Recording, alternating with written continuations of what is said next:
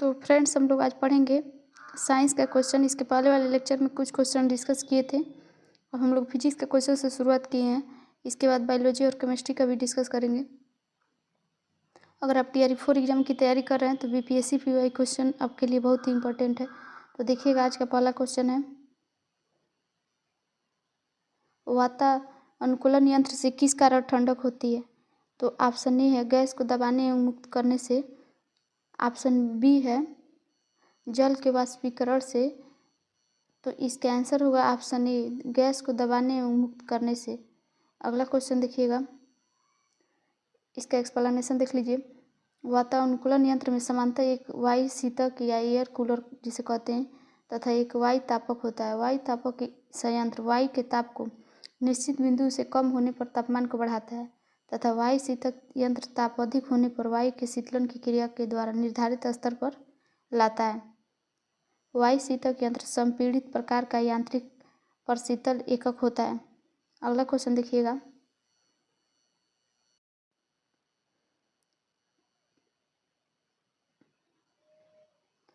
Tubelight में प्रकाश किस स्तर पर निर्भर रहता है? ऑप्शन ए है ट्यूब में गैस, ऑप्शन बी है ट्यूब में ठोस धातु पर दीप्त। इसका आंसर हो जाएगा ऑप्शन बी, ट्यूब में ठोस धातु पर दीप्त। इसका एक्सप्लेनेशन दिया है, ट्यूबलाइट में कांच की नली के दोनों सिरों पर टंगस्टन धातु के तंतु होते हैं तथा इसमें अल्प दाब पर पारे की वाष्प भरी रहती है। ट्यूबलाइट का स्विच ऑन करने से टंगस्टन तंतु से इलेक्ट्रॉन उत्सर्जित होते हैं तथा पारे की वाष्प के अणुओं को आयनित कर देता है, जिससे दीप्त विसर्जन होता है। इनमें से कुछ प्रकाश की तरंगदैर्घ्य अल्प होती है, जिससे हम देख नहीं पाते हैं। अगला क्वेश्चन देखिएगा,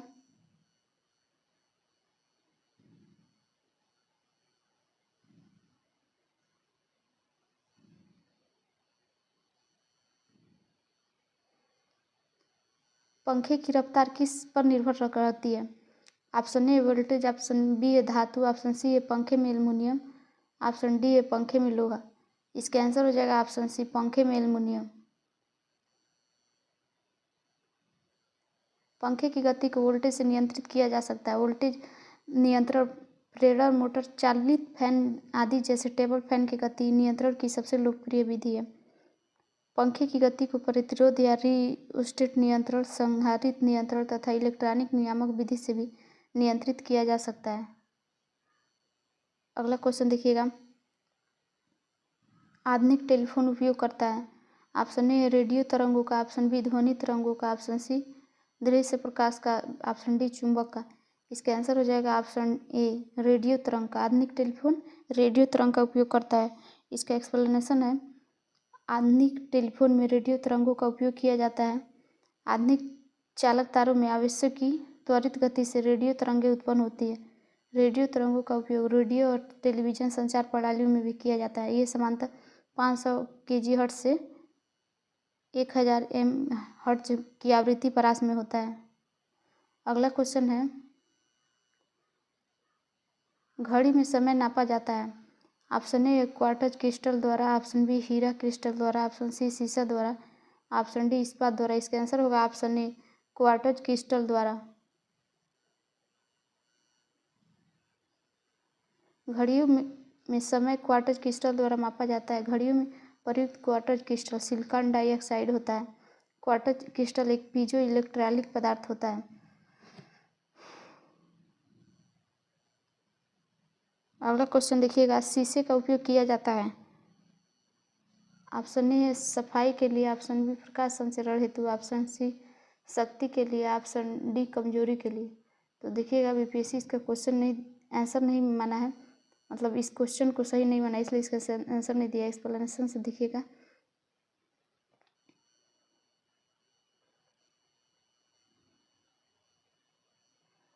शीशा एक धातु है जो नीले भूरे रंग की होती है। लेड में धात्विक चमक होती है। आवर्त सारणी में इसका परमाणु क्रमांक 82 होता है। इसे PB से प्रदर्शित किया जाता है। शीशे का प्रयोग विद्युत केबल, ओवरहेड में या भूमिगत केबल में स्विच की भांति किया जाता है। शीशे का प्रयोग रासायनिक प्रयोगशाला में बंदूक की गोलियों के निर्माण में किया जाता है। अगला क्वेश्चन देखिएगा, विद्युत संचरण के लिए उच्च वोल्ट ग्रिड का उपयोग किया जाता है, कारण है? ऑप्शन ए है करंट अधिक है, ऑप्शन बी है शक्ति की हानि अधिक है, ऑप्शन सी प्रतिरोध कम है। तो इसका आंसर होगा ऑप्शन डी, ऊष्मा की हानि कम है।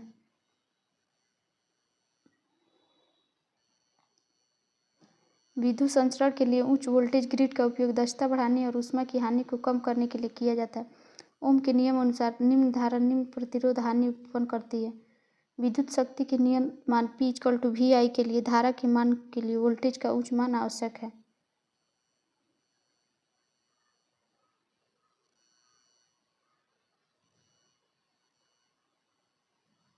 उपग्रह का उपयोग किया जाता है ऊर्जा पैदा करने के लिए, टेलीविज़न के लिए, रेडियो के लिए, प्रकाश सेतु। इसमें कोई भी ऑप्शन सही नहीं है।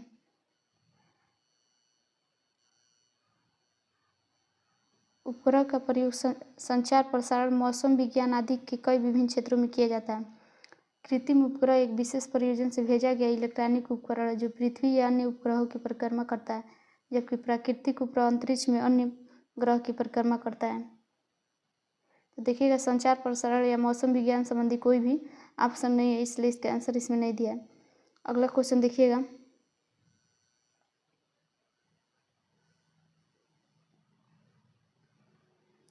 एक जिप्टो बराबर होता है, तो एक जिप्टो बराबर होता है 10⁻21। इसका पावर 10⁻21 होता है। ऑप्शन सी हो जाएगा इसका आंसर। पेंडुलम घड़ी की समय अवधि या दोलन काल क्या होती है? तो 2 सेकेंड होती है। तो इसका आंसर ऑप्शन बी हो जाएगा।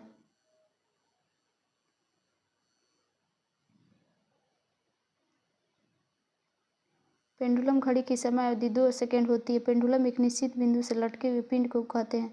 गुरुत्वाकर्षण के प्रभाव में यह आगे और पीछे दोलन करता है। अगला क्वेश्चन है, बैरोमीटर की ऊंचाई में अचानक वृद्धि इंगित करती है। ऑप्शन ए तूफान या चक्रवात का आना, ऑप्शन बी बारिश की संभावना, ऑप्शन सी शुष्क मौसम, ऑप्शन डी हो जाएगा अत्यंत शुष्क मौसम।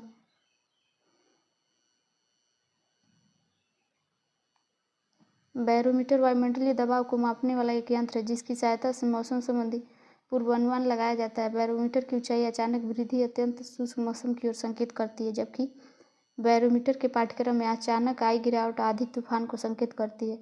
बैरोमीटर के तापमान में धीरे धीरे गिरावट वर्षा होने की संभावना को व्यक्त करती है। अगला क्वेश्चन है, बहुत ठंड के मौसम में पानी का जलीय जीवन को संरक्षित करने में मदद करता है। ऑप्शन ए दिया संकुचन, ऑप्शन बी दिया है विस्तार, ऑप्शन सी दिया वाष्पीकरण, ऑप्शन डी दिया ऊर्ध्वापातन। इसका आंसर हो जाएगा ऑप्शन बी विस्तार।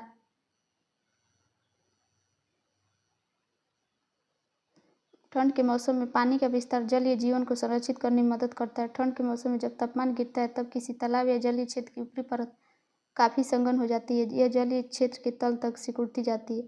तालाब में जल पर संचरण तब तक चलता रहता है जब तक तालाब का पूरा पानी 4 डिग्री सेल्सियस पर अपने अधिकतम घनत्व तक नहीं पहुंच जाता। इस प्रकार ठंड के मौसम में पानी में ऊपरी सतह जम जाने के बावजूद तलीय क्षेत्र में जल का तापमान 4 डिग्री सेल्सियस बना रहता है, जिससे जलीय जीव आसानी से जीवित रह पाते हैं।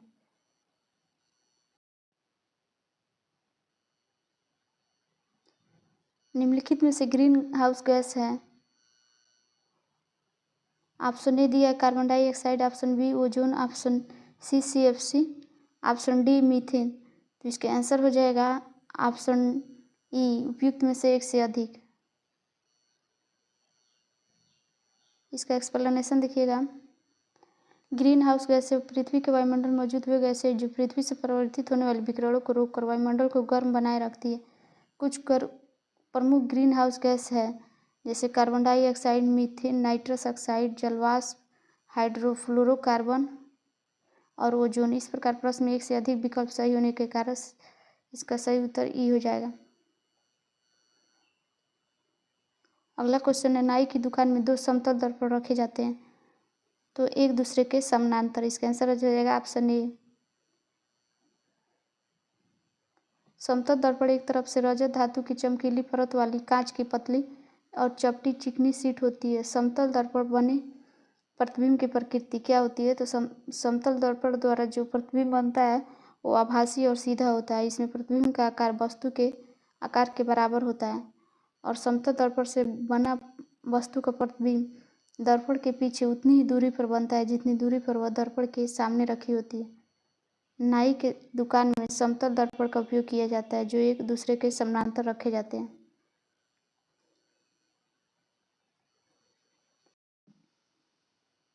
अगला क्वेश्चन है, दिल्ली के शून्य का आवृत्ति विस्तार होता है। दिल्ली के शून्य का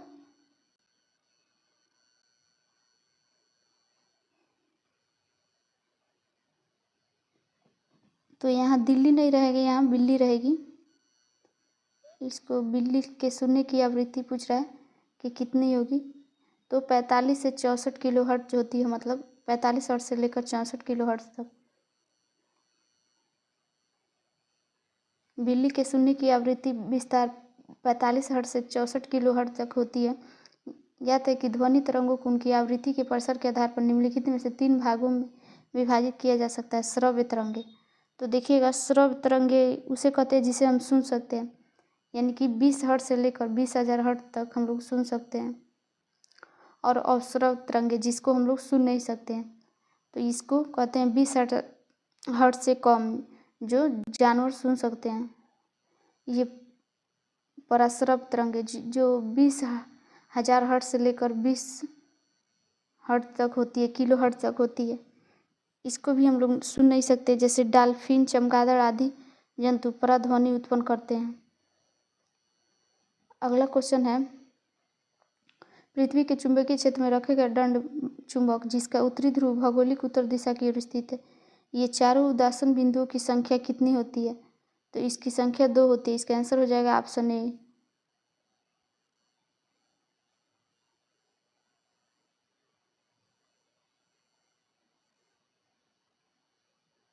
बड़े शोरूम और डिपार्टमेंटल स्टोर में इस्तेमाल किए जाने वाला विजिलेंस दर्पण होता है। तो बड़े शोरूम में और डिपार्टमेंट स्टोर में इस्तेमाल किए जाने वाला विजिलेंस दर्पण में कौन सा मतलब दर्पण लगा होता है, उत्तल और या अवतल, तो उत्तल दर्पण लगा होता है। इसका आंसर हो जाएगा ऑप्शन बी। इसका एक्सप्लेनेशन देखिएगा, उत्तल दर्पण एक ऐसा गोलीय दर्पण है जिसमें प्रकाश का परावर्तन उत्तल सतह पर होता है। उत्तल दर्पण का उपयोग पीछे ऐसे आ रही है यातायात को देखने के लिए वाहनों में पक्ष दृष्टि दर्पण का उपयोग किया जाता है, जिसका उपयोग बड़े शोरूम और डिपार्टमेंट स्टोर में विजिलेंस दर्पण के रूप में किया जाता है। अगला क्वेश्चन है, एक सुचालक को दूसरे चार्ज किए हुए सुचालक से पास लाकर बिना संपर्क बनाए चार्ज करने की प्रक्रिया कहलाती है, तो प्रेरण कहलाती है। इसका आंसर हो जाएगा ऑप्शन ए। एक सुचालक को दूसरे चार्ज किए हुए सुचालक के पास लाकर बिना संपर्क बनाए चार्ज करने की प्रक्रिया को प्रेरण कहते हैं। अगला क्वेश्चन है,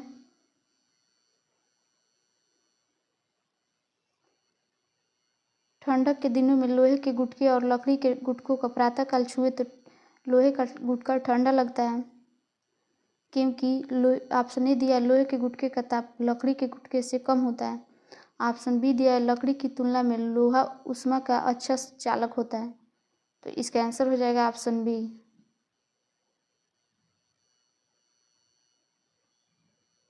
लकड़ी की तुलना में लोहा ऊष्मा का अच्छा चालक होता है, इसलिए ठंडक के दिनों में समान तापमान होने के बावजूद तुलनात्मक ढंग से लोहे का गुटका ज़्यादा ठंडा लगता है, जबकि लकड़ी का गुटका उतना ठंडा नहीं लगता है।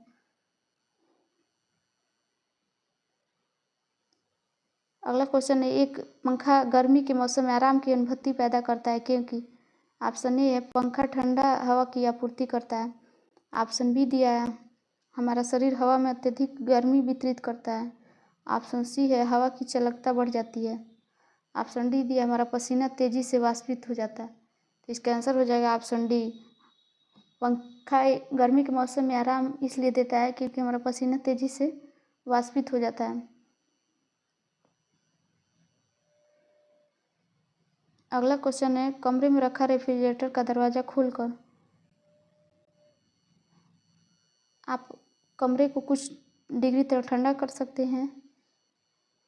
नहीं, रेफ्रिजरेटर का अगर दरवाज़ा हम लोग खोल देंगे कमरे में तो कमरा थोड़ा गर्म हो जाएगा, इसलिए इसका आंसर हो जाएगा ऑप्शन सी, अतः आप कमरे को थोड़ा गर्म कर सकते हैं। कमरे में रखा रेफ्रिजरेटर का दरवाज़ा खोलकर रखने से हमारे कमरे का तापमान बढ़ जाता है और फलस्वरूप कमरा थोड़ा गर्म हो जाता है। अगला क्वेश्चन है, यदि रेफ्रिजरेटर के दरवाजे कुछ घंटों के लिए खुला छोड़ दिया जाए तो कमरे का तापमान क्या होगा? बढ़ जाएगा। इसका आंसर ऑप्शन बी हो जाएगा।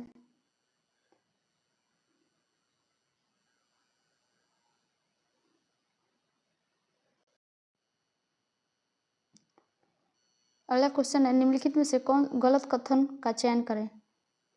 ऑप्शन ए दिया है, कपास गर्मियों में कपड़े के रूप में उपयोग करने के लिए उपयुक्त है क्योंकि यह नमी को अवशोषित करता है, तो ये सही हो जाएगा। सीडी बनाने के लिए पॉलीकार्बोनेट का उपयोग किया जाता है, तो ये भी सही हो जाएगा। सीड या एक्रेलिक को कृत्रिम रेशा भी कहा जाता है क्योंकि यह कपास से तैयार होता है लेकिन रेशम की तरह चमकता है, ये गलत हो जाएगा। ऑप्शन डी दिया है, टेफ्लॉन का उपयोग नॉन स्टिक रसोई के सामान कोटिंग के लिए किया जाता है, तो ये भी सही है। तो इसका आंसर हो जाएगा ऑप्शन सी। यही वाला ऑप्शन गलत है। इसका एक्सप्लेनेशन देखिएगा।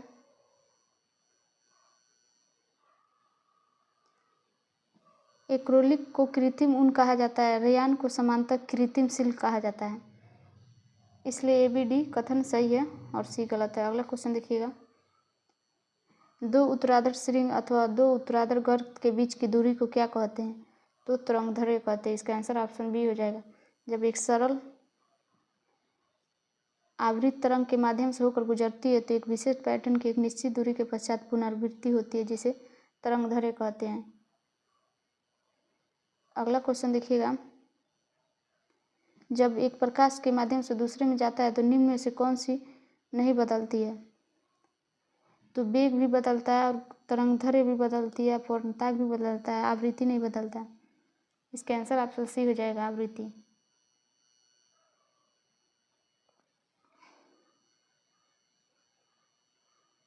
जब कोई प्रकाश तरंग कांच से वाई से कांच या एक माध्यम से दूसरे माध्यम में जाती है तो प्रकाश की आवृत्ति वही रहती है लेकिन उसका तरंगदैर्घ्य और वेग बदल जाता है।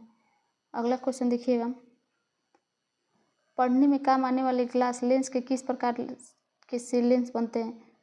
तो उत्तल लेंस बनते हैं। इसका आंसर ऑप्शन बी हो जाएगा। पढ़ने में काम आने वाले ग्लास दूर दृष्टि को दूर करता है। दीर्घ दृष्टि दोष युक्त कोई व्यक्ति दूर की वस्तु को तो स्पष्ट देख सकता है परंतु निकट रखी वस्तु को स्पष्ट नहीं देख पाता। इस दोष को उचित फोकस दूरी के उत्तल लेंस का उपयोग करके संशोधित किया जाता है।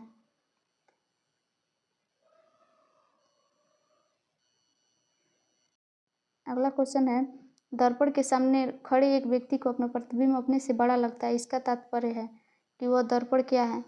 तो वह दर्पण अवतल लेंस है। इसका आंसर ऑप्शन ए हो जाएगा। अवतल दर्पण से व्यक्ति को अपना प्रतिबिंब अपने से बड़ा दिखाई देता है। अगला क्वेश्चन है, आवर्धक कांच में किस प्रकार के लेंस का प्रयोग किया जाता है? तो आवर्धक कांच में ऑप्शन ए है अवतल लेंस नतोदर जिसे कहते हैं, ऑप्शन बी है समतल अवतल, ऑप्शन सी उत्तल लेंस, ऑप्शन डी उत्तल दर्पण। तो इसका आंसर हो जाएगा उत्तल लेंस। ऑप्शन सी आंसर हो जाएगा। आवर्धक कांच में उत्तल लेंस का प्रयोग किया जाता है। अगला क्वेश्चन है, ध्वनि का वायु में वेग अनुमानतः है। तो ध्वनि में वायु का वेग कितना है? 330 मीटर प्रति सेकेंड। इसका आंसर ऑप्शन बी हो जाएगा।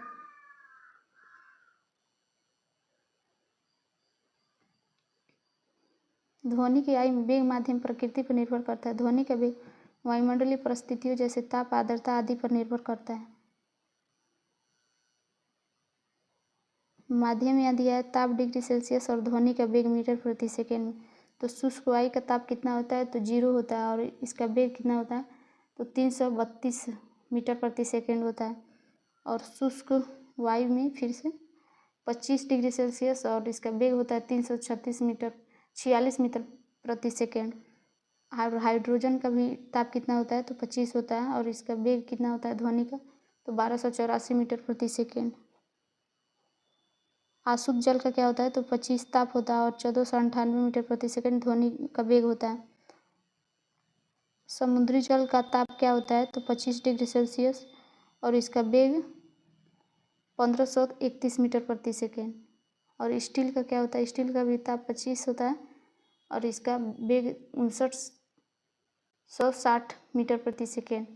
और एल्युमिनियम का भी ताप 25 होता है और इसका ध्वनि का वेग 6420 मीटर प्रति सेकेंड।